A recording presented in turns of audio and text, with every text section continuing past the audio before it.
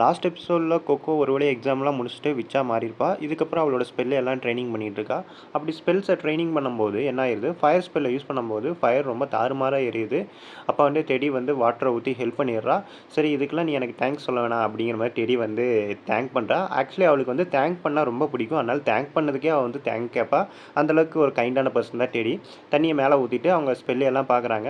Okay, ஸ்பெல்லெல்லாம் நீ கரெக்டாக தான் வரைஞ்சிருக்க அப்படிங்கிற மாதிரி சொல்லிட்டு இருக்காங்க. உடனே வந்து கெஃப்ரியை வந்து செக் பண்ணுறா. ஆக்சுவலி நீ வரைகிற ஸ்பெல்லில் எல்லாம் பிரச்சனை இல்லை. என்ன பிரச்சனைனா, உனக்கான பென்னை வந்து கரெக்டாக செலக்ட் பண்ணும், இங்கு கரெக்டாக செலக்ட் பண்ணும். எல்லாராலையும் எல்லா பென்லேயும் ஸ்பெல் வரைய முடியாது. அப்படி வரைஞ்சாலும் அது அவ்வளோ பர்ஃபெக்டாக வராது. உனக்கேற்ற ஒரு பென்னை வந்து நம்ம வாங்கணும் அப்படிங்கிற மாதிரி யோசிச்சுக்கிட்டு இருக்காங்க கெஃப்ரி. ஸோ இவன் சொல்லும் போதே கூட இருக்கிற மற்ற அப்ரசன்டீஸ் எல்லாம் புரிஞ்சுட்டாங்க. அவங்க விச் இருக்கக்கூடிய ஒரு சிட்டிக்கு போகிறாங்க. அதாவது எப்படி நம்ம ஷாப்பிங் போகிறோமோ அந்த மாதிரி விச்சுகளுக்கு இந்த இடம் வந்து ஒரு மால் மாதிரி, சூப்பர் மால் மாதிரி. ஸோ அங்கே போய் ஏதாச்சும் பொருட்கள் வாங்கலாம் அப்படின்ட்டு எல்லாருமே எக்ஸைட்டடாக கிளம்பிடுறாங்க. அங்கே போய் பார்த்தா இங்கே நிறையா விச் இருக்காங்க. இதுவரை நம்ம 1 or 2 விச் தானே பார்த்துருக்கோம். இந்த ஏரியா ஃபுல்லாமே நிறையா வச்சுருக்காங்க. இதை பார்த்தோன்னே கோகோ ரொம்பவே ஹாப்பி ஆயிடுறா. சரி, இங்கே வேணுங்கிற நமக்கு மேஜிக் ஸ்டெப்ஸ் எல்லாத்தையுமே இங்கே வாங்கிடலாம் அப்படின்ட்டு எல்லாருமே கிளம்பி போகிறாங்க. அங்கே இருக்கிற ஸ்ட்ரீட்டில் நிறைய மேஜிக் ஐட்டம்ஸ் இருக்குது. அந்த மேஜிக் ஐட்டம்ஸ் எல்லாம் நிறைய விச் வாங்கிட்டு இருக்காங்க. இங்கே மோஸ்ட்லி காமனர்ஸ் யாரையுமே பார்க்க முடியல. எல்லாருமே விச் தான் இருக்காங்க. அது மட்டும் இல்லாமல் அவங்கக்கிட்ட இருக்கிற ஐட்டம்ஸ் எல்லாமே வந்து மேஜிக் ஐட்டம்ஸாக தான் இருக்குது. ஒரு வழியாக அந்த பென் செய்யக்கூடிய இடத்துக்கு போயாச்சு. அங்கே ஒரு பழங்கால ஒரு ட்ரீ இருக்குது. கோகோ பார்த்துட்டு ரொம்ப ஷாக் ஆகிடுறா. ஏன்னா இந்த ட்ரீ இவ்வளோ பழமையானதாக இருக்குது அப்படிங்கிற மாதிரி. அங்கே பேசிகிட்டு இருக்கும்போதே அந்த இடத்தோட ஓனர் வராரு. அவர் தான் ஒரு எக்ஸ்பர்ட். இந்த மாதிரி மேஜிக் இங்க் செய்கிறதுலையாக இருக்கட்டும், பென் செய்கிறதையாக இருக்கட்டும், அவர் தான் ஒரு எக்ஸ்பர்ட். அவங்கக்கிட்ட வந்து இந்த மாதிரி டிஸ்கஸ் பண்ணிகிட்டு இருக்காங்க. இந்த மாதிரி பென் செய்யணும் அப்படிங்கிற மாதிரி. சரின்ட்டு கோகோவை அங்கே மேலே கூட்டிகிட்டு போகிறாங்க. அங்கே ஒரு சின்ன பையன் அங்கே இருக்கிற ஸ்டிக்கெல்லாம் ரெடி பண்ணி அதில் பென்னு செஞ்சுக்கிட்டு இருக்கான். இங்கே வந்து அவங்களுக்கு இங்க் எப்படி எக்ஸ்ட்ராக்ட் பண்ணுறது அப்படிங்கிறத டெமான்ஸ்ட்ரேட் பண்ணி காமிச்சிட்ருக்காரு. ஆக்சுவலி இதுக்கு பின்னாடி ஒரு ஸ்டோரியே இருக்குது. விச்சுக்கு இந்த ட்ரீ வந்து சில்வர்வுட் ட்ரீ வந்து ரொம்பவே இம்பார்ட்டண்டான ஒன்று. ஏன்னா இந்த சில்வர்வுட் ட்ரீலேருந்து தான் அந்த டாக்ஸின் ஒரு பொருளை எடுத்து அதுலேருந்து இங்கு செய்வாங்க. ஆக்சுவலி இதுக்கு பின்னாடி ஒரு கதை இருக்குது. என்னென்னா, இந்த மரம் வந்து ஒரு விச் மேலே வந்து காதலில் இருந்திருக்கும். அதுக்காக அது கிஃப்டாக அதோட பிளட்டையே கொடுக்கணுங்கிறக்காக தான் அந்த இங்கை வந்து ப்ரொடியூஸ் பண்ணியிருக்கோம் அந்த மரத்தில். ஸோ அந்த மரத்தில் இருக்கிற இங்கு வந்து இதனால தான் விச்சுக்கு வந்து ஸ்பெல் யூஸ் பண்ணுறதுக்கு ரொம்ப யூஸ்ஃபுல்லாக இருக்குது. இது ஒரு பழங்கால மித் அப்படிங்கிற மாதிரி சொல்கிறாங்க. ஆனால் உண்மையாக நடந்தது இல்லையான்னு தெரியல. அந்த மரத்துலேருந்து அந்த டாக்ஸினை வந்து எக்ஸ்ட்ராக்ட் பண்ணுறாங்க. எக்ஸ்ட்ராக்ட் பண்ணோடனே அது வந்து அப்படியே இங்காக மாறிடுது. அந்த இங்கை வந்து கோகோவுக்கு கொடுக்குறாங்க. கோகோ இதை பார்த்து ஓகே, இதுக்கப்புறம் நம்ம வந்து இதில் நல்ல நல்ல மேஜிக்ஸ்லாம் யூஸ் பண்ணலாம் அப்படின்ட்டு அங்கேருந்து கிளம்பி போகிறாங்க. போகிறதுக்கு முன்னாடி ஃபஸ்ட் எபிசோடில் கோகோவுக்கு அந்த ஸ்பெல் புக்கு கொடுத்துருப்பாங்க தெரியுமா, ஃபர்பிடன் மேஜிக் யூஸ் பண்ணுற அந்த ஸ்பெல் புக்கு. அதை கொடுத்த அந்த விச்சு வந்து இங்கே இருக்கான். இந்த விச்சை பார்த்தோன்னே கோகோவுக்கு வந்து டவுட் ஆயிடுது, இவன் அவன் தானே அப்படிங்கிற மாதிரி. ஆல்ரெடி 2-3 சீனில் இந்த எபிசோடில் அந்த விச்சை காட்டியிருப்பாங்க.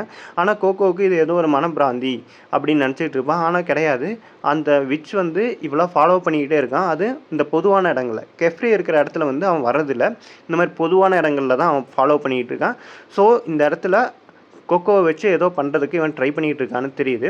ஒரு வழியாக அங்கே இருக்கிற அந்த இங்கெல்லாம் வாங்கிட்டு கோகோ வந்து வெளியே போகலாம் அப்படின்னு பார்க்கும்போது விண்டோவில் அந்த விச் நிற்கிறத இவன் பார்த்துட்றா. இவளுக்கு ஞாபகம் வந்துடுது, இவன் தானே நமக்கு அந்த புக்கை கொடுத்து அந்த ஸ்பெல்லை வந்து பண்ண வச்சான் அப்படின்ட்டு. கோகோ யாருக்கிட்டையுமே சொல்லாமல் அவள் பாட்டுக்கு நின்று அப்படின்ட்டு அவனை துரத்து ஓடிக்கிட்டே இருக்கான். இதை பார்த்துட்டு டெடியும், ஏய் கோகோ எங்கே போகிற, நில்லு, நாங்களும் வரோம் அப்படின்ட்டு இவங்களும் கூடவே போகிறாங்க. இவன் போகிறது மட்டும் இல்லாமல் அவங்க அப்ரசன்டீஸ் எல்லாத்தையுமே கூட்டிகிட்டு போகிறாங்க.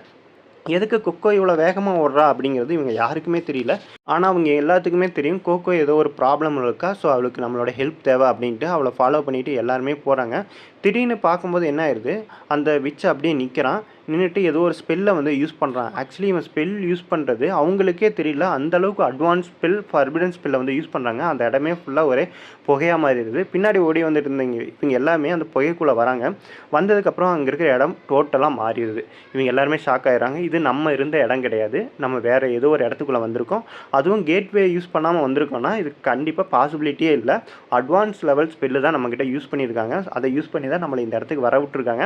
ஆக்சுவலி இந்த லெவல் ஸ்பெல்லெல்லாம் கண்டிப்பாக ஃபர்பிடன் ஸ்பெல் தான். ஸோ நம்ம உண்மையிலே ஏதோ ஒரு ஆபத்தில் இருக்கும் அப்படிங்கிற மாதிரி இங்கே இருக்கிற அந்த 4 பேருமே டிஸ்கஸ் பண்ணிட்டு இருக்காங்க. திடீர்னு பேசிகிட்டு இருக்கும்போது அங்கே ஒரு டிராகன் வந்து அப்பியர் ஆகுது.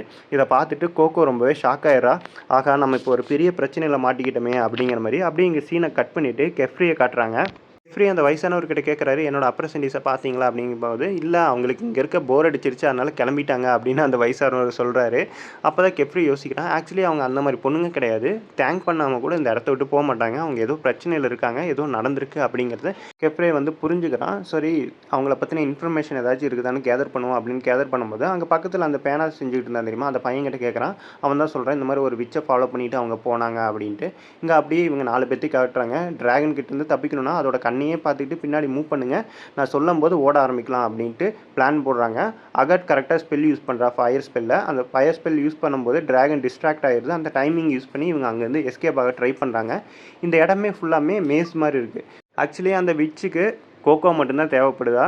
ஸோ இவங்களெல்லாம் எப்படியாச்சும் இங்கேருந்து துரத்தணுங்கன்னு பார்க்குறான். ஸோ அதுக்காக தான் இந்த மாதிரி ட்ராப்பெல்லாம் செட் பண்ணிக்கிட்டு இருக்கான். அது மட்டும் இல்லாமல் அகாட் யூஸ் பண்ண ஸ்பெல்லை பார்த்து எல்லாருமே ஷாக் ஆயிடுறாங்க. எப்படி அவ்வளோ சீக்கிரமாக அந்த ஃபயர் ஸ்பெல்லை யூஸ் பண்ணி கேட்கும்போது, நான் ஆல்ரெடி ட்ராப் பண்ணி வச்சிருக்கேன்.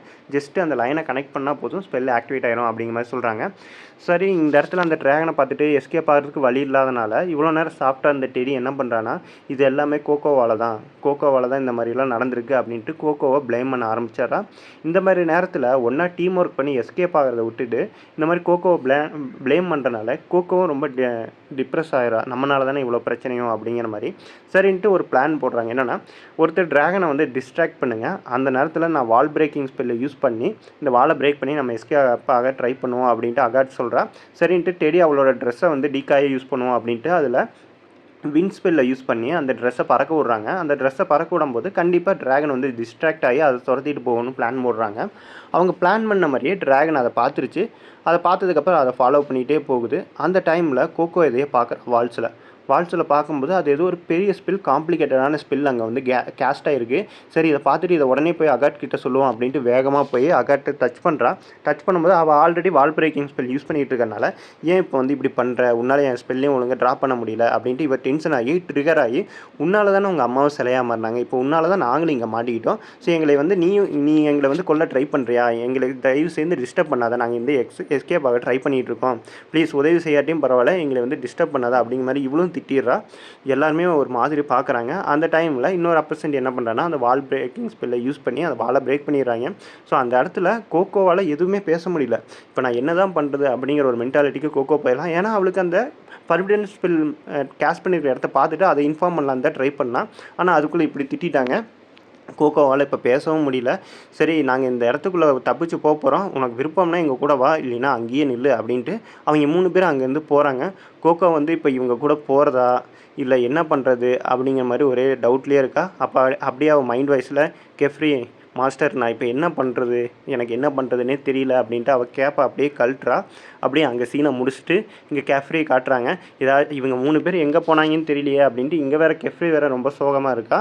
அப்போ தான் அந்த சின்ன பையன் சொல்கிறான், இந்த மாதிரி மாஸ்க் போட்ட ஒரு விட்சை ஃபாலோ பண்ணி தான் இவங்க போனாங்க அப்படின்னு சொல்லும்போது, அந்த மாஸ்க் போட்ட விட்செல்லாம் ரொம்பவே டேஞ்சரஸ் ஆனவங்க அப்படிங்கிறத அவனுக்கு தெரியும். ஆனால் அதை பற்றின ஃபுல் சீக்ரெட் இன்னும் ரிவீல் பண்ணாமல் இருக்காங்க. அவங்க வந்து அந்த மொத்த சமுதாயமே மறைவாக தான் வாழ்ந்துட்டு இருக்காங்க, அந்த விச்சஸ்லாம்.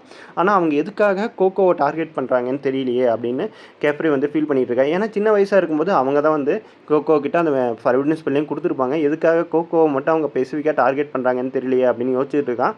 அப்போ தான் கோகோ கிட்ட இருக்கிற அந்த ஒரு பெட்டு இருக்கும் தெரியுமா, அந்த பெட்டு வந்து கெஃப்ரியை மீட் பண்ணுது. உனக்கு அவங்க எங்கே போனாங்கன்னு தெரியுமான்னு கெஃப்ரி வந்து அந்த பெட்டுக்கிட்ட கேட்கும்போது அது வந்து டைரக்ஷனை காட்டுது. ஸோ அந்த பெட்டை ஃபாலோ பண்ணிகிட்டே இவங்க போகிறாங்க. அப்படியே அந்த எபிசோடையும் முடிக்கிறாங்க.